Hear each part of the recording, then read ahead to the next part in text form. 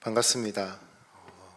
생각해보니까 제가 2년 전에 그때는 주일날 제가 방문을 못해서 이렇게 영상으로 저희 가족들 인사를 드렸었는데, 이렇게 2년 후에 이 자리에서 우리 성도님들을 뵙고 또 이렇게 말씀을 또 전할 수 있게 되어서 너무나 감사를 드립니다. 먼저 이렇게 설교를 할 수 있게 이제 허락해 주신 우리 김항호 목사님과 우리 당혜원 장로님들께 먼저 감사 인사를 드립니다. 목사님께서 말씀해 주신 것처럼 제가 벌써 이 교회를 이제 떠난 지가 6년이 됐더라고요. 네, 그래서 지금 제가 이 교회에서 사역한 지가 5년 정도 사역을 하고 떠나게 되었었는데요.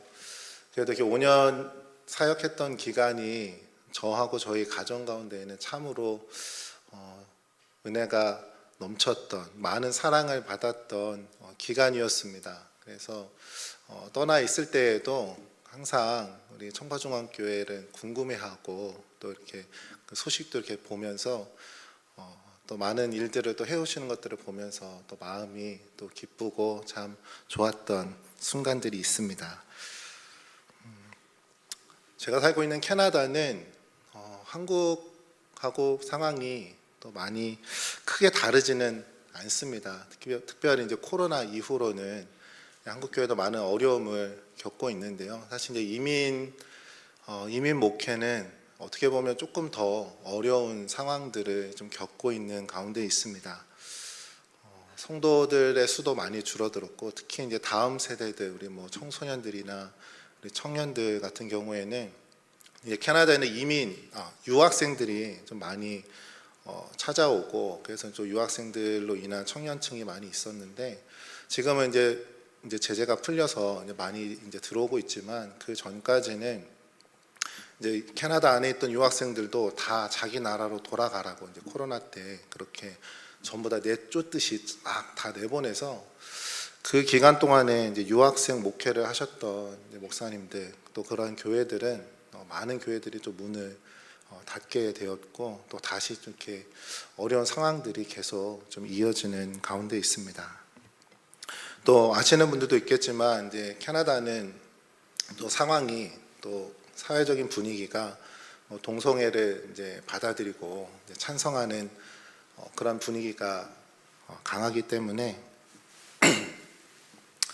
그래서 그런 부분에 대한 문제들도 이제 좀 남아 있습니다. 그래서 제가 속해 있는 이제 해외 한인 장로회라는 곳은 이제 한인 교회들로만 이루어져 있어서 아직은 보수적인 신앙을 유지하고 있지만, 또 이 캐나다 현지 교단에 속해 있는 이제 한인 교회들도 있습니다. 이제 그러한 교회들 같은 경우에는 이제 동성애를 받아들이는 것은 이미 오래전이었고, 이제 동성애자인 목사를 세우는 그러한 일을 그게 2년 전에 이제 좀 통과가 됐습니다. 그래서 그 문제 때문에 또 많은 또 교회들이 또 어려움을 겪기도 하고, 또 어떤 교회들은 큰 결단을 해서 그 교단을 이렇게 탈퇴해서 이제 새로운 또 그런 교회를 시작하시는 그러한 목사님들도 계십니다. 그 탈퇴하는 것이 왜 큰 결단이냐면, 이제 그 교단에 속해 있는 교회들은 사실 그 재산이 다 교단에 속해 있거든요. 그래서 그 교단을 탈퇴한다라는 것은 그 재산을 다 놓고서 그 교단을 나가야 된다라는 것을 의미합니다. 그래서 그러한 부분 때문에 아직도 고민을 갖고 있는 교회들도 있고, 또 교인들이 결단을 해서 그 재산을 정말 다 내려놓고 그 동성애 찬성하는 교단을 나와서 새로운 교회를 시작하시는 그러한 목사님들도 계십니다. 이러한 흐름은 사실 이제 저희가 어떻게 보면 또 이제 막을 수도 없는 큰 흐름과 같은 것인데요. 그래도 우리 교회들이 계속 깨어서 기도할 때에 그래도 우리 다음 세대들, 우리 자녀들이 또 그러한 세상의 흐름에 휩쓸리지 않고 믿음을 또 바로 세워갈 수 있을 것이라 생각합니다. 네, 이것을 위해서 저도 우리 청파중앙교회를 위해서 늘 기도할 테니까요. 우리 성도님들께서도 우리 또 캐나다에 있는, 또 해외에 있는 또 많은 우리 한인 교회들을 위해서 함께 또 기도해 주시기를 부탁드리겠습니다. 네. 오늘 말씀 제목을 마지막 때의 고백이라고 정해 보았습니다. 오늘 우리가 읽은 디모데후서는 바울 사도가 순교하기 직전에 자기가 너무나도 사랑했던 믿음의 아들 디모데에게 편지를 보낸 마지막 서신이라고 볼 수 있죠. 디모데후서 4장 6절에서 7절 말씀을 보면 이렇게 말씀합니다. 전제와 같이 내가 벌써 부어지고 나의 떠날 시각이 가까웠도다. 나는 선한 싸움을 싸우고 나의 달려갈 길을 마치고 믿음을 지켰으니. 아멘. 바울은 이렇게 이야기하면서 이제 자신의 죽음이 이제 순교가 다다랐음을 말하고 있습니다. 이곳에서 바울은 이제 지금 감옥에 갇혀 있는 상황이잖아요. 그런데 자유로운 몸으로 있는 것이 아니라 그는 착고에 매인 몸으로서 로마의 어느 지하 감옥에 갇혀 있는 상태입니다. 그곳에서 바울은 지금까지 자신이 해왔던 사역을 선한 싸움을 싸우고 달려갈 길을 마치고 믿음을 지켰다라는 이 한 문장으로 요약을 해주고 있지요. 그러나 바울과 함께 이 복음 사역에 힘을 썼던 사람들 중에는 바울과 같이 완주를 하지 못하고 바울 곁을 떠나버린 사람들도 있었습니다.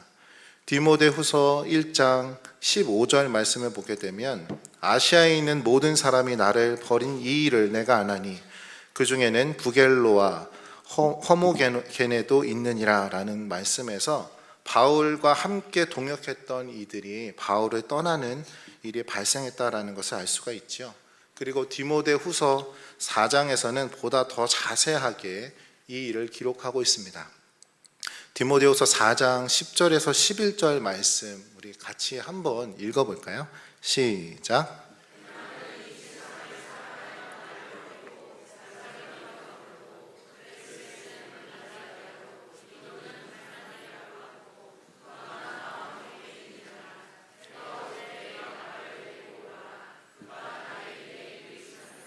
아멘. 네. 이렇게 바울을 떠난 이들이 적지 않다라는 것을 볼 수가 있습니다. 그런데 4장 16절에 보면 바울이 또 이렇게 말하지요.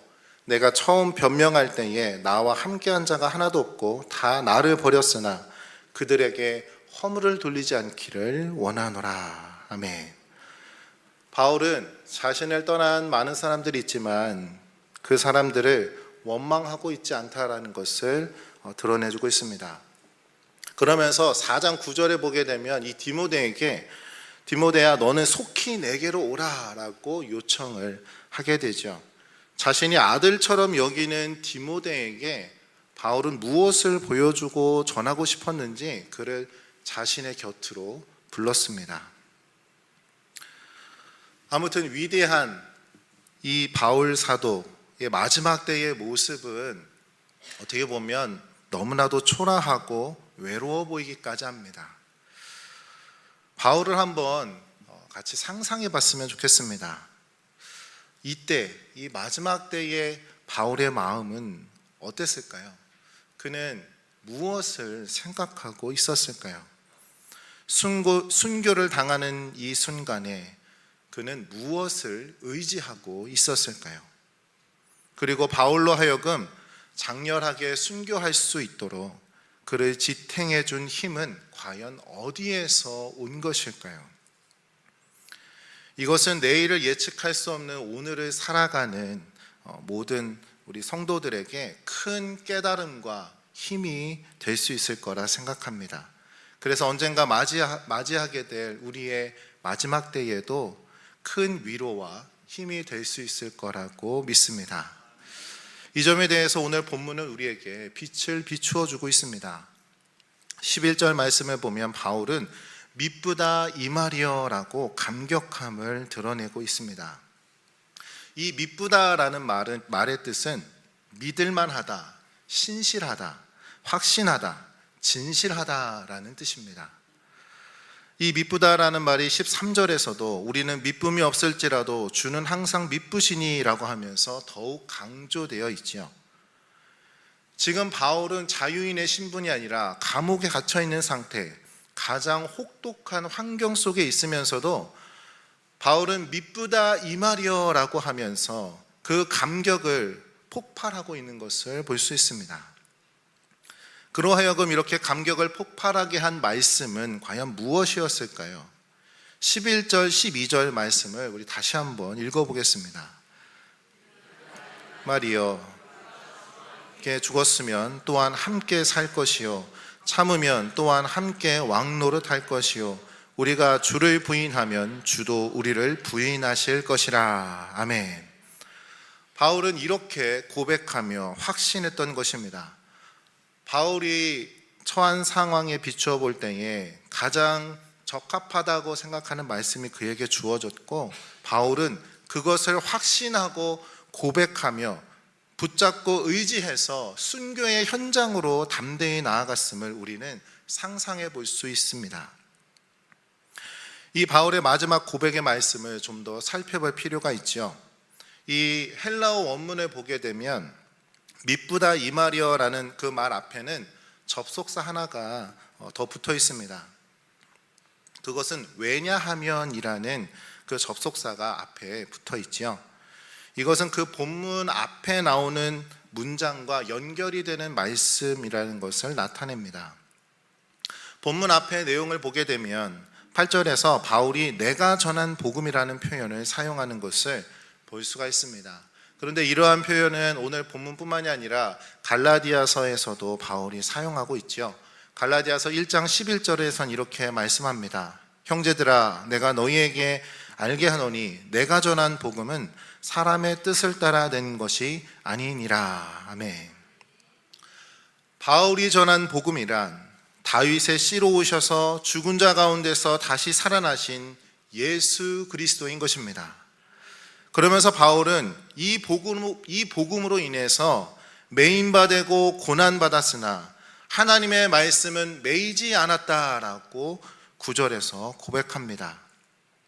그는 이 복음 때문에 고난을 받고 순교까지 당하게 되는 것이지요.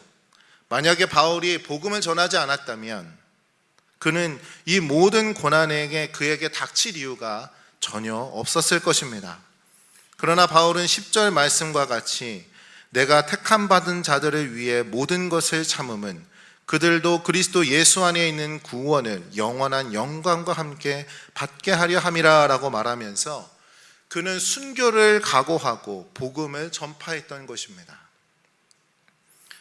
정리하면 이렇게 말할 수 있죠. 바울은 복음을 전하다가 그로 인해서 순교까지 당하게 되었는데 그는 이제까지는 다른 사람들의 구원과 영광에 참여하기 위해서 내가 이 복음을 증거했지만 지금은 자신이 증거한 내가 전한 복음을 미쁘다 이마려라고 하면서 이제는 자신의 것으로 고백하고 확신하며 그것을 의지하고 순교에 임하고 있다라는 것입니다.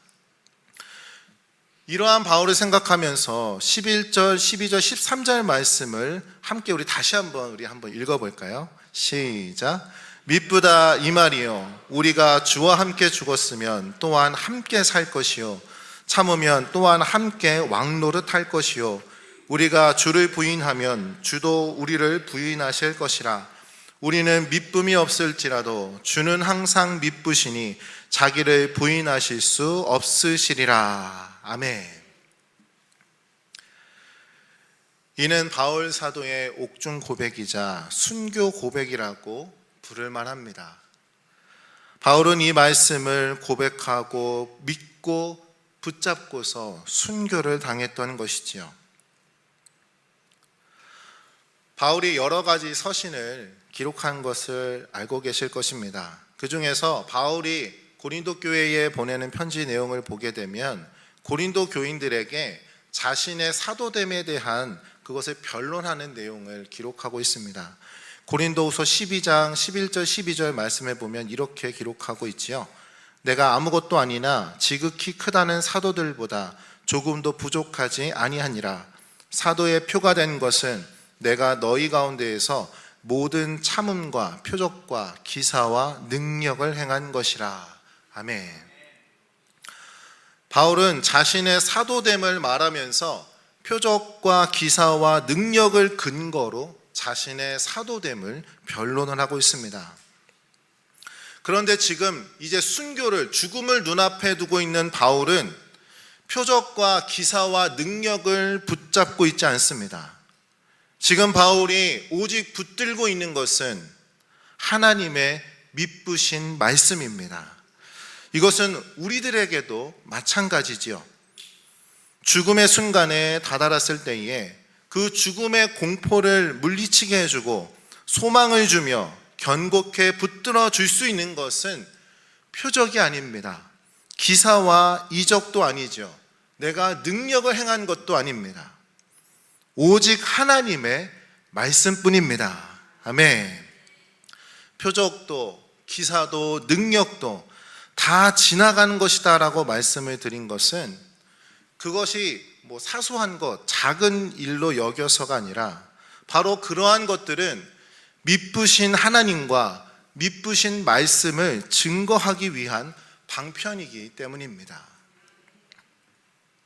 제가 청년 시절에 제 모교회에서 청소년부 중고등부 교사로 봉사를 했을 때에 그 청소년부를 담당했던 전도사님이 계셨습니다. 그런데 그 전도사님께서 좀 혈액에 관련된 좀 좋지 않은 좀 병에 걸리셔서 몇 달간 사역을 쉬시다가 다시 교회에 복귀를 하셨던 일이 있었습니다.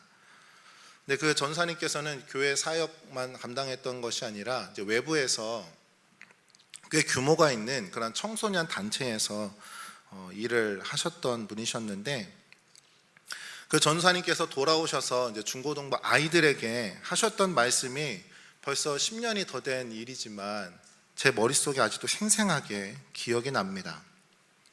혈액에 관련된 병을 앓고 계셨으니까 혈액암 병동에 입원해 계셨다고 하시더라고요. 그런데 그 6인 병실 이렇게 머물고 있을 때에 같은 병실에 계셨던 분들이 전날까지만 해도 이렇게 서로 인사하고 이렇게 이야기했던 분이 하루아침에 죽음을 맞이해서 병실을 떠나게 되는 그 현실 앞에서 자신 역시도 두려울 수밖에 없었다라고 고백을 하는 것을 들었습니다.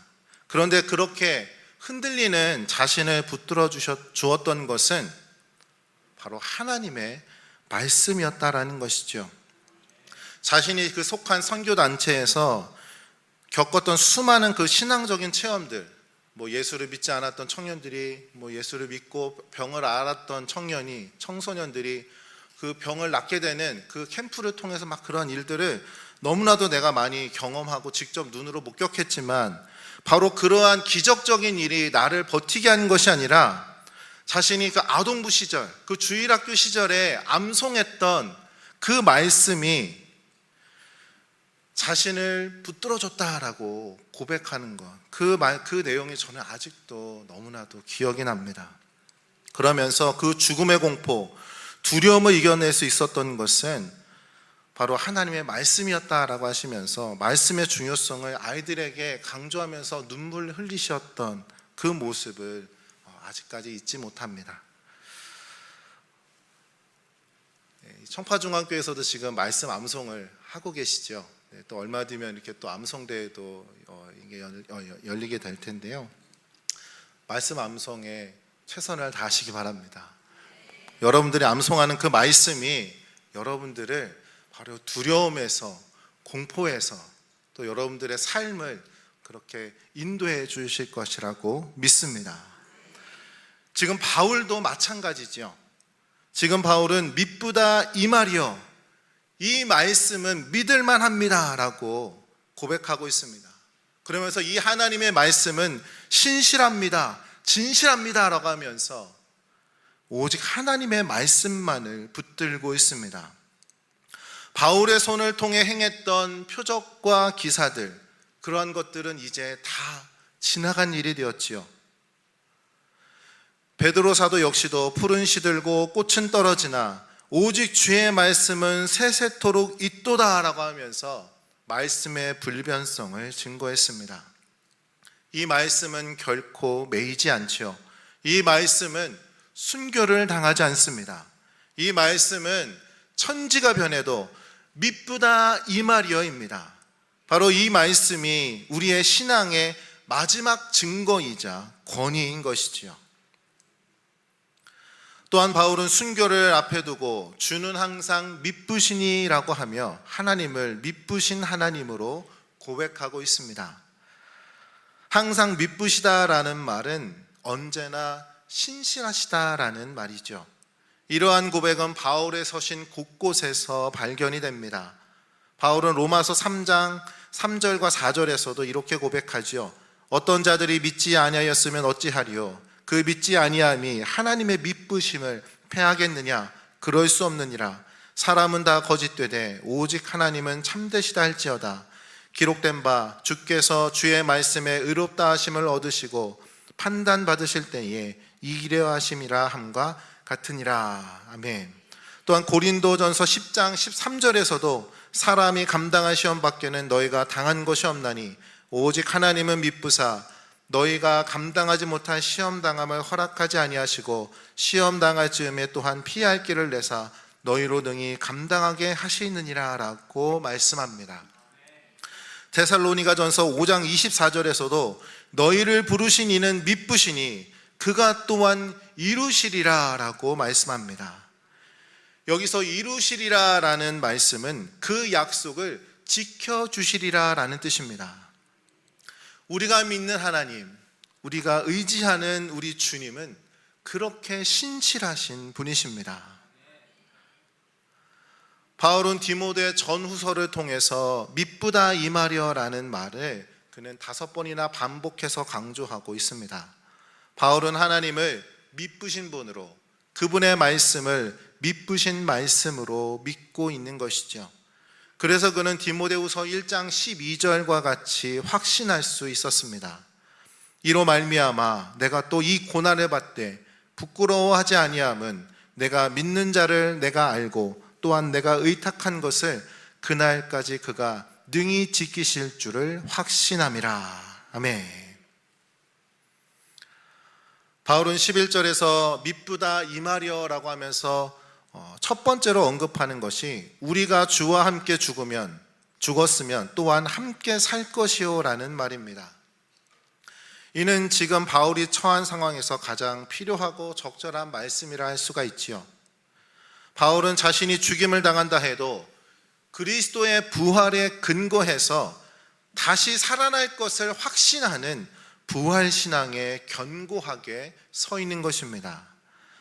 뿐만 아니라 함께 죽었으면이라는 표현이 과거형인 만큼 자신은 이미 그리스도와 함께 죽었다라고 하면서 이제 그는 죽음 앞에 초연한 모습을 나타내주고 있는 말씀이기도 합니다. 그리고 이렇게 13절에서 말하지요. 우리는 미쁨이 없을지라도 주는 항상 미쁘시니 자기를 부인하실 수 없으시리라. 아멘. 이 말씀은 오늘 본문의 결론이자 가장 핵심이라 할 수 있습니다. 우리 인간은 믿을만 하지 못한 반면에 하나님은 항상 미쁘시다. 즉 언제나 신실한 믿을 만한 하나님이신 것입니다. 하나님께서는 바로 사람에게만 미쁘신 것이 아니지요. 그보다 우선한 것이 있는데 바로 하나님 자신에 대해서 신실하시다라는 것입니다. 이것에 대해서 히브리서 6장 17절 18절 말씀은 이렇게 기록하고 있습니다. 하나님은 약속을 기업으로 받는 자들에게 그 뜻이 변하지 아니함을 충분히 나타내시려고 그 일을 맹세로 보증하셨나니 이는 하나님이 거짓말을 하실 수 없는 이 두 가지 변하지 못할 사실로 말미암아 앞에 있는 소망을 얻으려고 피난처를 찾은 우리에게 큰 안위를 받게 하려 하심이라. 아멘. 이 히브리서 말씀을 보게 되면 하나님께서 약속과 맹세로 보증하여 주신 것을 가리켜서 이는 하나님이 거짓말을 하실 수 없는 이 두 가지의 변하지 못할 사실이다라고 말씀하고 있습니다. 하나님께서는 얼마나 신실하신 분이신가 하면 창세기 말씀에 보면 우리가 알 수가 있죠. 하나님께서 아담에게 네가 선악과를 먹으면 반드시 죽을 것이다 라고 말씀해 주셨습니다. 즉 죄값은 사망이라고 선언하셨던 당신의 말씀에 충실하시기 위해서 우리를 용서하시되 그냥 용서해 주시지를 못하고 자기의 아들을 죄 있는 육신의 모양으로 보내셔서 우리 대신에 죽게 하시고 나서야 우리를 용납하실 수가 있었던 신실하신 하나님이십니다. 이것이 오늘 13절에서 말하고 있는 주는 항상 미쁘시니 자기를 부인하실 수 없으시리라 라는 이 말씀의 의미가 바로 이것인 것이죠. 만에 하나라도 하나님께서 약속하신 것을 지키시지 아니하시면 사람에게 거짓을 하신 것보다 먼저 자신을 부인하신 것이 되기 때문에 바울은 이토록 자기 자신에게 신실하신 하나님을 믿고 있는 것입니다. 바울은 이렇게 미쁘신 하나님, 미쁘신 말씀을 부인할 수가 없었던 것이죠. 지금까지의 내용을 생각하시면서 오늘 본문 말씀을 우리가 좀 다른 번역본으로 함께 읽어보기를 원합니다. 이거는 이제 공동 번역이라는 성경인데요. 사실 이제 이것은 카톨릭 성경본이라서 우리가 사용하는 용어와 조금 다르긴 하지만 이 본문의 의미를 좀 더 가까이 느낄 수 있을 거라 생각이 돼서 준비해 봤습니다. 이 말씀을 우리 같이 한번 읽어볼까요? 8절부터 우리 같이 한번 읽어보겠습니다. 예수 그리스도를 기억하시오. 그분은 다윗의 후손이며 죽은 자들 가운데에서 다시 살아나신 분이십니다. 내가 전한 복음이 바로 이것입니다. 나는 이 복음을 위해서 고통을 당하고 죄인처럼 감옥에 갇히기까지 했습니다. 그러나 하느님의 말씀이 감옥에 갇혀 있는 것은 아닙니다. 그러므로 나는 하느님께서 뽑으신 사람들이 그리스도 예수를 믿고 구원과 영원한 영광을 얻기를 바라는 마음으로 모든 것을 참고 있습니다. 우리가 그분과 함께 죽었으니 그분과 함께 살 것이고 우리가 끝까지 참고 견디면 그분과 함께 다스리게 될 것이다. 우리가 그분을 모른다고 하면 그분도 우리를 모른다고 하실 것이다. 우리는 진실하지 못해도 그분은 언제나 진실하시니 약속을 어길 줄 모르시는 분이시다. 이것은 믿을 만한 말씀입니다. 아멘. 사랑하는 성도 여러분, 미쁘신 하나님과 그분께서 약속하신 이 미쁘신 말씀을 붙잡으시기를 바랍니다. 죽음 앞에서는 표적도, 기사도, 이적과 능력도, 축복도 우리에게 도움을 주지 못할 것입니다. 주는 항상 미쁘시니 자기를 부인할 수 없으시리라 하신 이 미쁘신 말씀만이 우리의 반석이 될 것입니다. 이 사도 바울의 마지막 신앙 고백이 오늘날 우리들의 고백이 되어서 내일 일을 알 수 없는 우리의 인생 가운데에서 흔들리지 않고 신실한 하나님을 향해 굳건히 달려가실 수 있는 복된 모든 성도님들이 되시기를 간절히 소망합니다. 이 시간에 우리 같이 찬양하는 곡 부르기를 원하는데요. 찬송가 200장입니다. 달고 오묘한 그 말씀, 우리 1절만 우리 찬양해 볼까요? 찬송가 200장 달고 오묘한 그 말씀, 우리 1절만 함께 우리 찬양하고 우리 말씀 생각하면서 기도하도록 하겠습니다.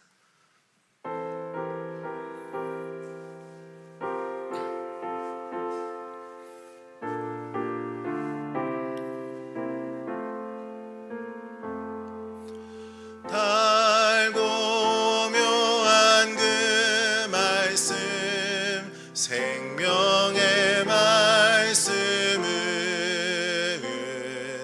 귀한 그 말씀 진실로 생명의 말씀이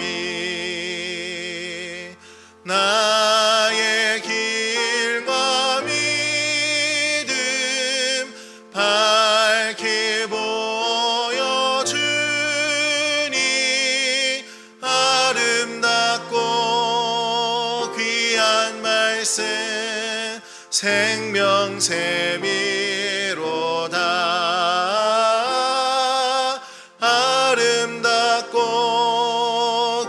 귀한 말씀 생명새. 우리 1절 다시 한번 찬양합시다. 달고 묘한 그 말씀, 달고 묘한 그 말씀, 생명의 말씀은 귀한 그 말씀 진실로 생명의 말씀이 나의 길과 믿음 밝히 보여주니 아름답고 귀한 말씀 생명샘이로다.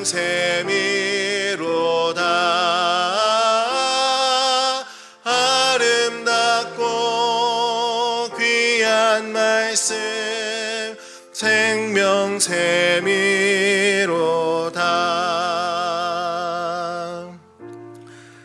이 시간에 우리 말씀을 생각하면서 우리 같이 한번 기도할까요? 여러분들께서 지금 붙들고 있는 것은 과연 무엇입니까? 바울은 오늘 우리에게 이렇게 말하고 있습니다. 다른 그 무엇도 다 필요치 않고 오직 신실하신 우리 하나님의 말씀, 그것만을 붙들고 살아갈 것을 우리에게 강력하게 촉구하고 있습니다. 내가 과연 무엇을 붙들고 살아가고 있는지, 내가 의지하고 있는 것은 무엇인지, 그것을 우리가 생각하면서 그 모든 것들을 다 내려놓고 오직 주님의 말씀만을 붙들고 살아갈 수 있는 내가 될 수 있게 해달라고 우리 함께 그것을 놓고서 기도하며 나가겠습니다. 함께 기도하겠습니다. 좋으신 아버지 하나님, 오늘 우리가 붙들고 살아가고 있는 것은, 내가 의지하고 있는 것은 무엇인지 하나님 우리가 돌아볼 수 있기를 원합니다. 오늘 하나님, 바울은 우리에게 강력하게 이야기하고 있습니다. 우리가 붙들고 살아야 할 것은 무엇인지, 세상의 것이 아니라 오직 신실하신 믿으신 우리 하나님의 귀한 말씀뿐이라는 것을 우리가 하나님 기억하게 하시고 그렇게 결단함으로 나아갈 수 있는 하나님의 귀한 성도들 되게 하여 주시옵소서. 하나님, 그러한 우리의 모습이 미련하게 보일지라도, 세상은 우리에게 그러한 우리에게 손가락질 할지라도 그것을 두려워하는 것이 아니라 담대한 믿음을 가지고 오직 주님의 말씀만을 우리의 밑거름 삼아서, 우리의 반석 삼아서 그 말씀 위에 굳건한 믿음을 세워갈 수 있는 하나님의 귀한 성도들 되게 하여 주시옵소서. 주님은 항상 믿으신 분이시며 우리가 하나님 기억하며 아버지 앞에 나아갈 수 있는 그 하나님, 신실하신 우리 하나님만을 의지함으로 살아갈 수 있는 우리 모두가 되게 하여 주시옵소서. 이 신앙 고백으로 이 땅을 살아갈 수 있는 우리 모두가 되어지기를 주님 간절히 소망합니다. 주님, 우리 가운데 역사하여 주시옵소서. 아버지 도와주시옵소서. 주님, 걸어가신 아버지 하나님, 우리가 오직 주의 말씀만을 붙들고 살아갈 수 있기를 소망합니다. 세상에 많은 가치들이 있지만 주님, 우리가 그러한 것에 우리의 마음을 빼앗기는 것이 아니라 오직 주님의 말씀만을 붙들게 하여 주시고 그렇게 담대한 믿음으로 이 땅 가운데에서 살아갈 수 있는 복된 성도들 되게 하여 주시옵소서. 감사드리며 거룩하신 예수 그리스도의 이름으로 기도드립니다. 아멘.